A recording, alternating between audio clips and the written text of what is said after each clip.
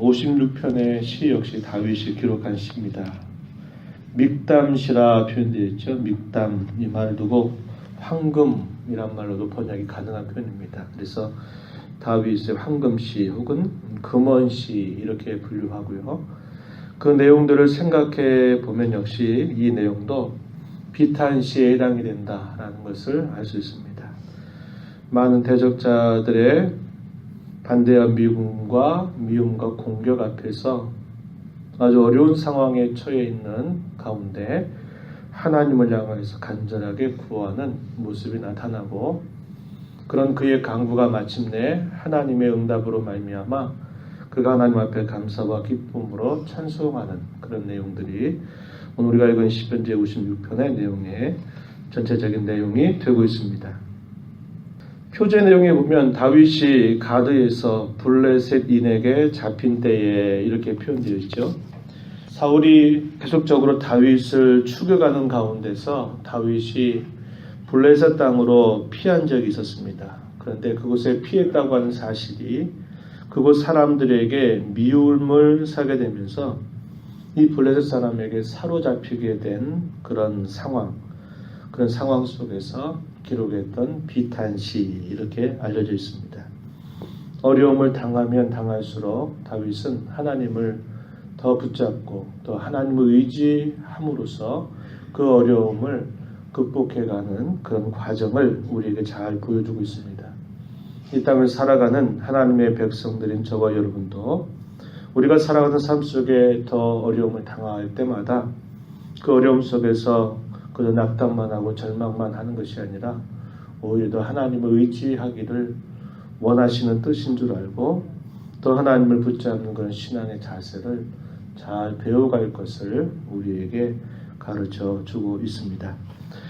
다윗이 처해져 있는 상황에 관하여서 어떤 묘사들을 하고 있느냐 살펴보면 1절 말씀에 이렇게 표현했습니다. 사람이 나를 삼키려고 종일 치며 압제하고 있습니다. 이렇게 고백하죠. 사람이 죽이려고 종일토록 이 다윗을 괴롭히고 힘겹게 하는 그런 상황이 그에게 펼쳐지고 있다. 이렇게 표현했습니다.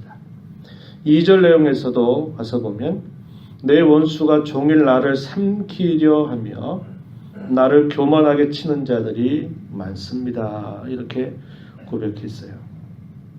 사방을 둘러볼 때마다 이 다윗의 편이 되는 사람들은 없고 그를 죽이려고 하는 수많은 대적자들이 이곳으로 가도 저곳으로 가도 계속적으로 그를 괴롭히는 그런 상황임을 표현해주고 있습니다.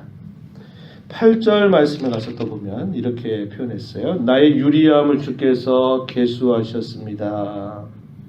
유리함, 대적자들의 계속적으로 쫓겨다니면서 이곳저곳을 피하고 방황하는 그러한 모습을 표현한 것일 겁니다. 나의 유리함을 주께서 계수하셨습니다. 기록하셨습니다. 나의 지나온 모든 이 삶의 여정들을 주께서 다 알고 계십니다. 이렇게 표현했습니다. 그가 유리하게 된 그런 원인들이 우리가 다윗의 생애를 살펴서 아는 것처럼 그가 범죄에서 하나님 앞에 그런 유리한 삶을 살았다기보다는 그는 충신이었고 하나님을 위한 편에 서고자 했던 그의 신앙의 순수함이 있었음에도 불구하고 그야말로 미움을 사고 또 오해를 받아서 그가 유리한 생활을 오랫동안 하게 된 것입니다. 물론 그가 나중에 압살롬의 반역 사건으로 인해서 그가 유리하게 되는 상황은 조금 상황이 다르죠.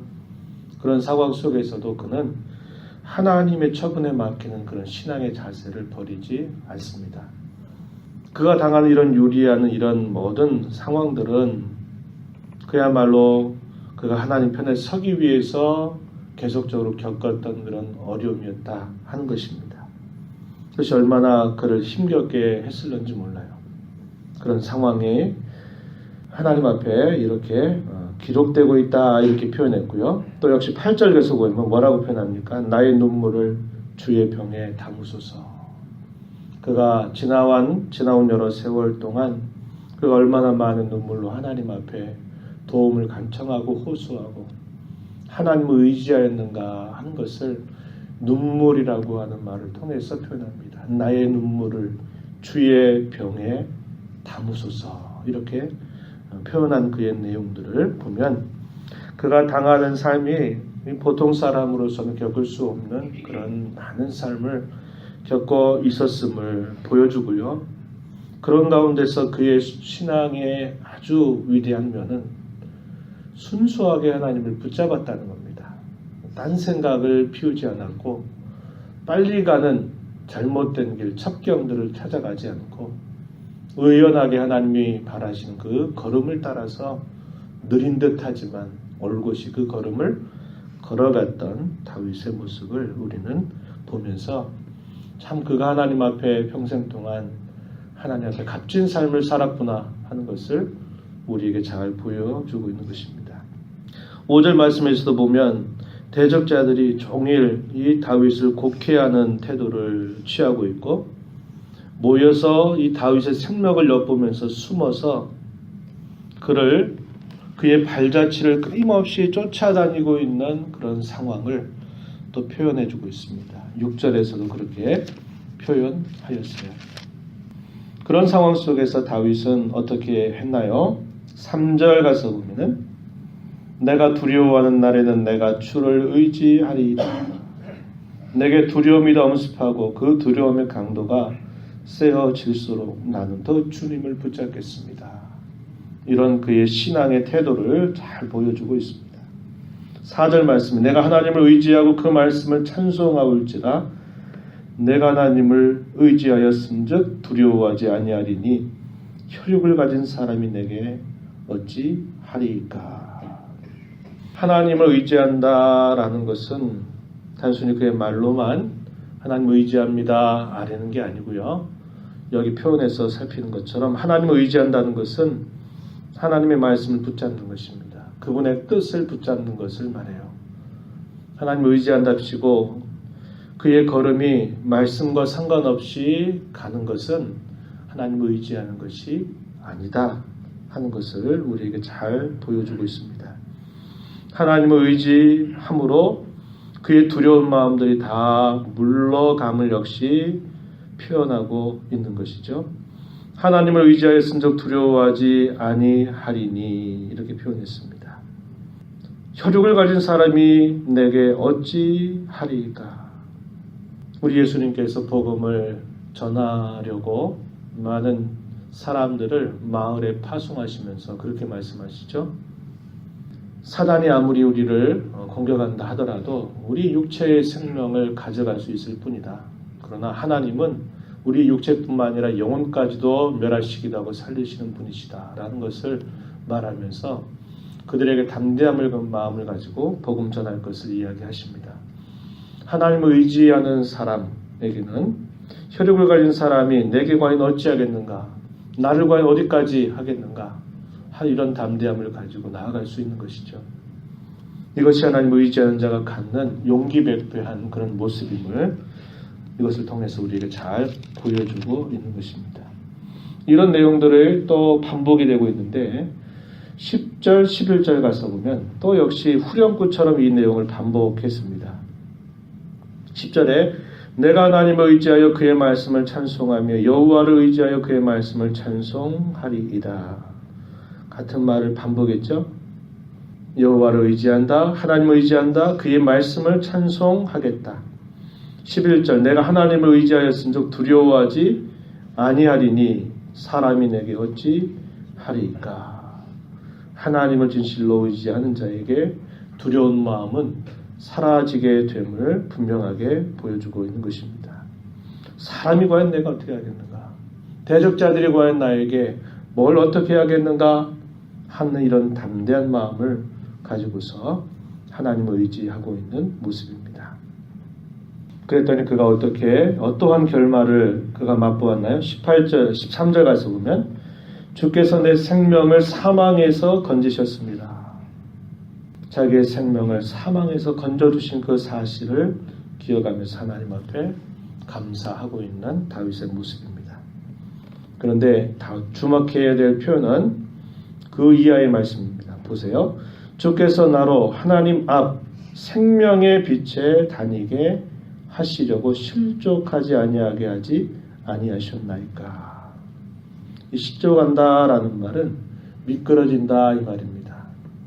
빙판길이나 이렇게 미끄러운 길에 가다가 그 미끄러져 가지고 넘어지는 것, 이걸 두고 실족한다라는 말을 쓰고 있어요. 실족하지 않도록 하나님께서 자신을 붙잡아 주신 목적이 무엇인가를 표현하기를, 나로 하여금 하나님 앞 생명의 빛에 다니게 하시려고 나를 미끄러지지 않게 하셨습니다. 하나님께서 자신을 건져주신 그 사실을 기억하면서 그가 어떤 마음을 품어요? 하나님 앞 생명의 빛에 다니게 하시려고. 우린 대개 어떤 문제가 해결되면, 문제 해결되고 나서 감사합니다 하고 딱 끝나버려요. 근데 우리에게 하나님께서 그런 어려움을 통과하게 하시고 그것을 극복하게 하셨을 때 우리가 주목해야 될 것은, 그분이 우리에게 보여주시는 그 걸음을 따라서, 그분이 우리에게 가야 할 길을 비춰주시는 그 빛을 따라서 살아가는 그런 삶의 결단이 동반되어야 됨을 가르쳐 주고 있습니다. 어떻게 하나님 앞에 다니게 될까요? 생명의 빛에 다니게 될까요? 하나님의 말씀을 찬송하겠습니다 라고 고백한 것처럼 그분의 말씀에 더 따르겠습니다. 그분의 말씀에 더 순종하겠습니다. 주께서 나를 이런 위경 가운데 건져주셨으니 내가 더 주님의 뜻을 힘써 따라 살도록 하겠습니다. 이 목적을 위해서 주님이 저를 건져주셨습니다. 이렇게 그가 고백하면서 더 하나님을 섬기려고, 하나님의 말씀에 따르려고 하는 그의 결단과 그의 순종의 태도를 잘 보여주고 있다라고 하는 것입니다. 저와 여러분이 살아가면서도 늘 거기에 주목해야 됩니다.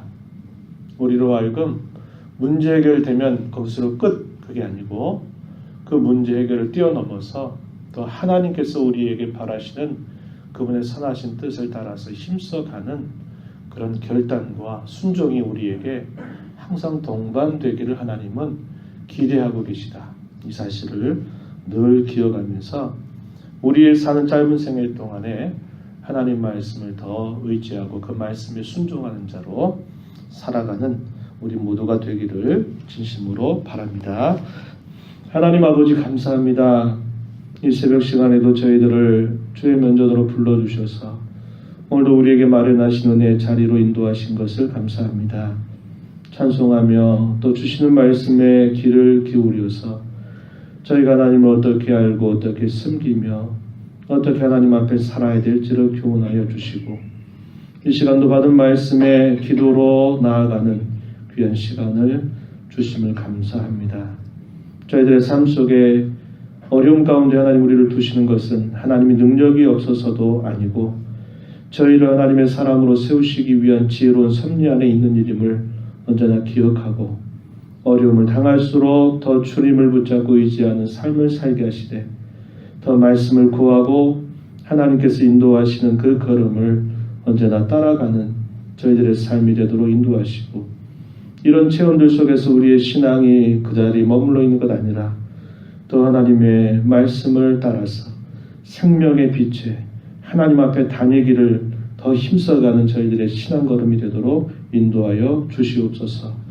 명절 여주를 맞아서 먼 걸어 오고 가는 모든 성도들의 걸음을 안정과 건강 가운데 인도하시고 하나님의 영광이 드러나는 복된 걸음들이 되도록 주장하여 주시옵소서. 은혜의 보호자 앞에 나와 간구하는 모든 심령을 용납하시고 기도 가운데 하나님을 배우는 귀한 은혜 저희 모두에게 허락하여 주시옵소서. 예수님의 이름으로 간절히 기도하옵나이다. 아멘.